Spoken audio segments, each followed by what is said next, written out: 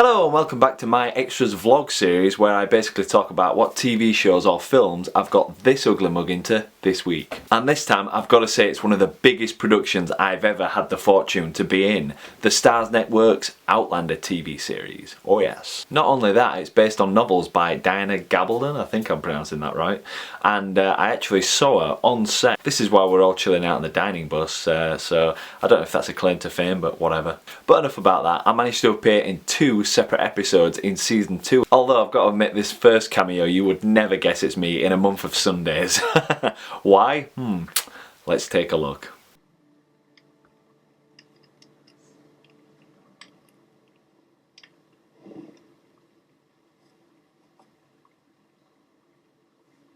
I'll take the brown one. You take the other. So did you spot me?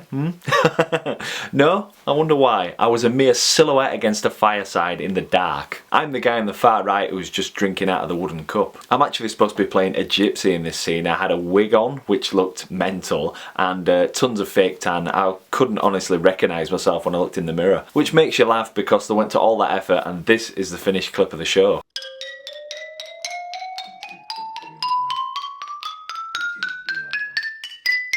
That's show business for you.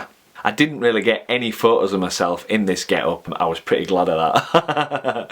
I did take this photo though when I got home. My hair looked absolutely mental. They'd put this solution on, dissolved some of the glue that was holding the wig down all day, and when I say my hair was rock solid, it took like 3 days to get back to normal. And you can obviously see that I've got a little bit of fake tan still on there because it just didn't wash off. It's funny, when I did watch this scene, I just had to add up that it was like half a day's filming. I was sat around most of the day in the dining bus, and I think we filmed for maybe an hour, something like that, in the cold.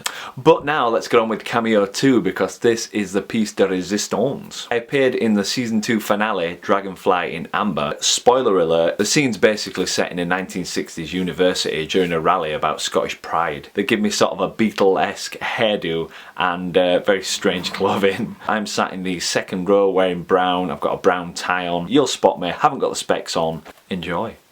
Our bonny prince. We've all heard of the Battle of Culloden. You are Bonnie Prince Charlie. We are Bonnie Prince Charlie. I, Scotland, Scotland, Scotland, Scotland, Scotland, Scotland, Scotland, aye! I'm pretty sure you can hear my Yorkshire accent sort of floating about in that sound mix there. Scotland. That short sequence with the speech and the rally and everything just went on and on and on. It was really exhausting after a while. I don't think we could take any tea and coffee into that room. It's funny because the guy who sat to the right of me, I think he was called Frankie, he was just getting more slumped and slumped and slumped in his chair. You can sort of spot it in some of the shots where he's just sort of half awake. It's funny, all I could think at the time of all this clapping and cheering and shouting, it just reminded me of that Doctor Who episode with the Sontarans or whatever, where they're going, Sontar, ha! Sontar, ha! But it was good fun, it really was good fun. What did make me chuckle was, I thought that would be the end of my cameo. Surprise, surprise, I got my fat head into some other shots later on. Check it out. I was raised Anglican, already under. I sort of have this weird swagger thing going. I've never actually noticed myself.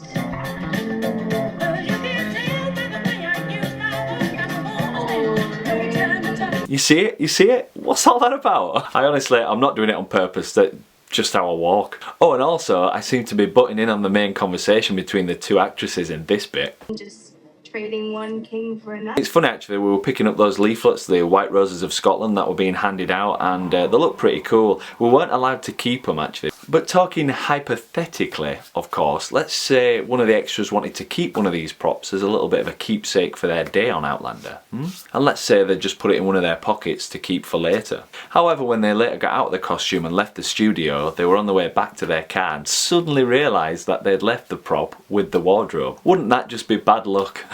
This is all a hypothetical situation, of course. But back to the episode, I was sort of scattered throughout. There was some pub scenes, so check me out, sort of out of focus over there. That doesn't mean anything. I don't know what it means, to be honest. She's insane. That's all that matters. I actually love those pint glasses that I've got, them beveled glasses. I've got one in the cupboard myself. No, I didn't steal that off set, I bought it. I'm not a thief. And here I am again, pointing and laughing and doing whatever the hell I'm doing. Honestly, I've been more since even 20. Jillian, hi. A sentiment echoed by daughters everywhere. I mean, honestly, what am I actually saying in there? Hey, pull my finger. The funny thing is, you're not actually allowed to speak because the microphone are on the main actors for their lines, so we've sort of got to pretend and just look at each other and nod and point and gesticulate and all this jazz. It's actually really weird to do that because I could probably hold a conversation with someone over any subject, but actually looking someone dead in the eye and just saying nothing and just sort of going... It's actually hard work, surprisingly. Still great fun, and it was really cool to see myself on this show. Hey, pull my finger. So that's pretty much it for my Outlander escapades at the minute, but there's still a ton of work that I've already been in. For instance, my first ever extras job was on a show called The Crown. It's just come on Netflix. I haven't had a chance to catch up with it yet. I play a reporter in one scene. I think we're staking out Balmoral. So that's about it. Thanks for watching, and I hope to see you next time. Bye.